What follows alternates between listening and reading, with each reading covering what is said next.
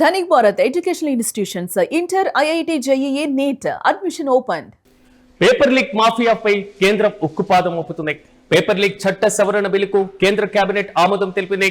అయితే paper leak కు పాల్పడినటువంటి వారిపైన కఠిన చర్యలు తీసుకుంటామంటూ కూడా కేబినెట్ నిర్ణయం తీసుకోవడం జరిగింది. 10 ఏళ్ల జైలు శిక్షతో పాటుగా 10 కోట్ల భారీ జరిమానా విధించేటువంటి అవకాశం ఉన్నటువంటి పరిస్థితి.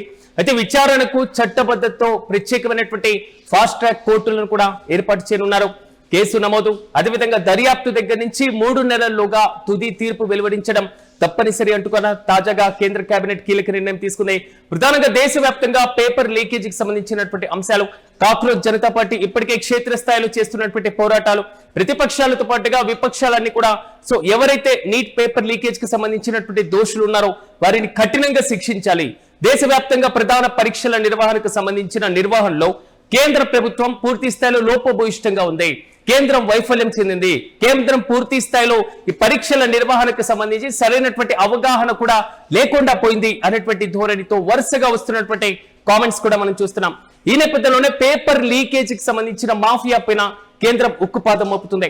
గత కొంతకాలంగా దేశవ్యాప్తంగా ఉన్నటువంటి నీట్ పేపర్ కి సంబంధించిన యూజీ, పీజీతో పాటుగా మరోవైపు కర్ణాటకలో, కేరళలో, తమిళనాడుతో పాటుగా దేశంలో కొన్ని రాష్ట్రాల్లో ఇప్పటికీ కూడా ప్రభుత్వ పరీక్షల నిర్వహణకు సంబంధించినటువంటి పేపర్స్ కూడా లీక్ అయినటువంటి పరిస్థితి. దీనివల్ల విద్యార్థులతో పాటుగా అనేక సంవత్సరాలు కష్టపడి చదివినటువంటి విద్యార్థులకు, మరి ముఖ్యంగా ర్యాంకర్లు కూడా తీవ్రంగా నష్టపోయేటువంటి అవకాశాలు ఉన్నాయి. దీనిపైన కఠినమైనటువంటి చట్టాలు తీసుకుని రావాలి.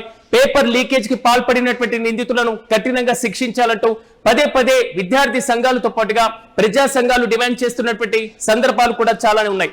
కానీ సిజేపీ తాజాగా చేపట్టినటువంటి ఈ దాడితో, ఈ వరుసగా చేపడుతున్నటువంటి ఉద్యమంతో కేంద్రం కీలకమైనటువంటి నిర్ణయం దిశగా, ఈ మధ్య జరుగుతున్నటువంటి ఈ డ్యామేజ్ ను కంట్రోల్ చేసేటువంటి ప్రయత్నం దిశగా అడుగులు వేస్తుంది అనడంలో చాలా కీ రోల్ పోషించేటువంటి పాయింట్ గాని భావించాలి.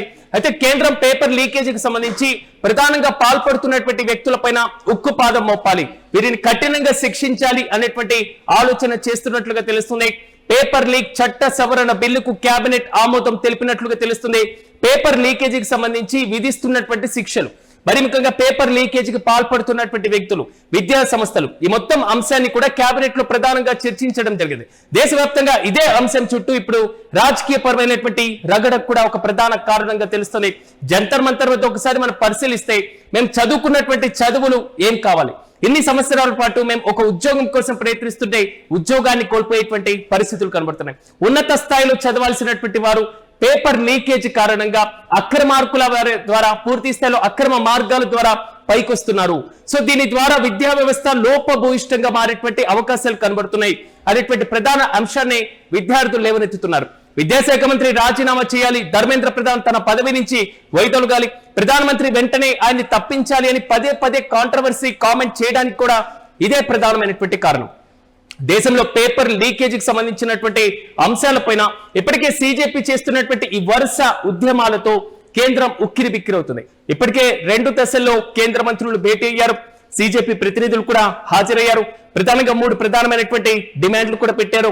విద్యాశాఖ మంత్రి రాజీనామాకు సంబంధించిన ప్రధాన డిమాండ్ కనబడుతుంటే, ఎవరైతే పేపర్ లీకేజీ కారణంగా చనిపోయినటువంటి విద్యార్థులు ఉన్నారో వారి కుటుంబాలకు ₹1 కోటి ఆర్థిక పరిహారాన్ని అందించడం, దీంతో పాటుగా కీలకంగా కేసులకు సంబంధించినటువంటి పరంపరను కూడా కొనసాగిస్తున్నారు. కానీ వ్యవస్థాపరమైనటువంటి నిర్ణయాలు తీసుకోవడంలో కేంద్రం మరింత ముందడుగు వేయాల్సినటువంటి సందర్భం కూడా చాలా క్లియర్ కట్ గా మనం చూస్తున్నాం. మరోవైపు సుప్రీంకోర్టు కూడా ఈ కేసుకు సంబంధించి జోక్యం చేసుకోవడం, కేంద్రానికి ఒక సమగ్రమైన వివరణాత్మకమైనటువంటి అఫిడవిట్లు దాఖలు చేయండి అంటూ కూడా ఆదేశాలు జారీ చేసినటువంటి పరిస్థితి కనబడుతుంది. కేంద్ర ప్రభుత్వంతో పాటుగా ఎన్టీఏ, నేషనల్ టెస్టింగ్ ఏజెన్సీ కూడా ఇదే రకమైనటువంటి ఆదేశాన్ని జారీ చేయడం జరిగింది. అసలు మీరు పేపర్ లీకేజ్ పైన మీరు తీసుకుంటున్న చర్యలు ఏంటి, పేపర్ లీకేజ్ అయిన తర్వాత మీరు తీసుకున్నటువంటి సంస్కరణలు ఏంటి, దేశంలో పేపర్ లీకేజ్ అవ్వకుండా మీరు చేపడుతున్నటువంటి కార్యకలాపాలు ఏంటి, పేపర్ లీక్ కాకుండా ఉండాలి అంటే ఆ ఎగ్జామ్ పేపర్ విమానాల్లో తరలించాలా, విమానంలో తరలించిన మాత్రాన పేపర్ లీకేజ్ కాకుండా ఉంటుందా, మీరు తీసుకున్నటువంటి చర్య ఇది మాత్రమేనా, మీకు ఇచ్చినటువంటి సరైనటువంటి సమయం లోపు కేంద్ర ప్రభుత్వంతో పాటుగా కేంద్ర విద్యాశాఖ, నేషనల్ టెస్టింగ్ ఏజెన్సీలు పూర్తి స్థాయిలో సంస్కరణ, మరి ముఖ్యంగా వివరణాత్మకమైనటువంటి అంశాలను అఫిడవిట్ రూపంలో మాకు సమర్పించండి. ఇది సుప్రీంకోర్టు కేంద్ర ప్రభుత్వానికి, ఎన్టీఏకు తాజాగా ఆదేశాలు జారీ చేసినటువంటి వైనం.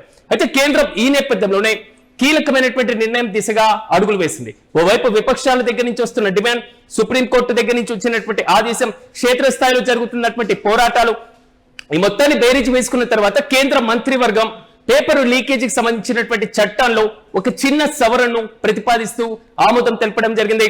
ఇకపైన పేపర్ లీక్ కు పాల్పడినటువంటి వ్యక్తులు ఎవరైతే ఉంటారో, లేదా పేపర్ లీక్ కు పాల్పడినటువంటి విద్యా సంస్థలు ఎవరైతే ఉంటారో, పేపర్ లీక్ కు పాల్పడినటువంటి మాఫియా ఎవరైతే ఉంటారో వారిపైన కఠిన చర్యలు తీసుకోబోతున్నారు. పేపర్ లీక్ జరిగితే ఆ దోషులకు 10 ఏళ్ల జైలు శిక్ష విధించబోతున్నారు. 10 కోట్ల భారీ జరిమానా విధించేటువంటి అవకాశం కనబడుతుంది. ఒకవేళ విచారణకు చట్టబద్ధతతో ప్రత్యేకమైనటువంటి ఫాస్ట్ ట్రాక్ కోర్టులను కూడా ఏర్పాటు చేయబోతున్నారు. ఇప్పటికే ప్రధానమంత్రి ఒక సెల్ఫీ వీడియోను కూడా రిలీజ్ చేశారు. ఈ సెల్ఫీ వీడియోలో కూడా నిన్న సాయంత్రం ఆయన పలు అంశాలను ప్రస్తావించడం జరిగింది. మేము కీలక నిర్ణయాలు తీసుకోబోతున్నాం, మీ డిమాండ్ల దిశగా అడుగులు వేయబోతున్నాం. డిమాండ్లు అంటే ఇప్పటి వరకు మీరు ఎదుర్కొన్నటువంటి సమస్యలతో పాటుగా పేపర్ లీకేజీ కారణంగా నష్టపోయినటువంటి విద్యార్థులకు మేము ఆర్థికంగా పూర్తి స్థాయిలో భరోసాను కల్పించబోతున్నాం. దేశవ్యాప్తంగా విద్యార్థులు ఎదుర్కొంటున్నటువంటి ఈ లీకేజీ సమస్యలకు మేము చెక్ పెట్టబోతున్నామంటూ ప్రధానమంత్రి సెల్ఫీ వీడియోలో కూడా ప్రధానంగా ప్రస్తావించారు. ప్రత్యేకమైనటువంటి ఫాస్ట్ ట్రాక్ కోర్టులను కూడా ఏర్పాటు చేస్తామని హామీని కూడా ఇవ్వడం జరిగింది.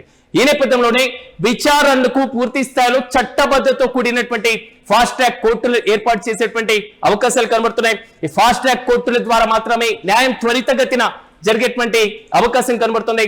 కేసు నమోదు ప్రక్రియ దగ్గర నుంచి దర్యాప్తు ప్రక్రియ వరకు మొత్తం 3 నెలల్లో తుది తీర్పు వెలువడే విధంగా కూడా ఫాస్ట్ ట్రాక్ కోర్టులు ఏర్పాటు చేసేటువంటి దిశగా కేంద్రం అడుగులు వేస్తున్నటువంటి వైనాన్ని మనం చూస్తున్నాం.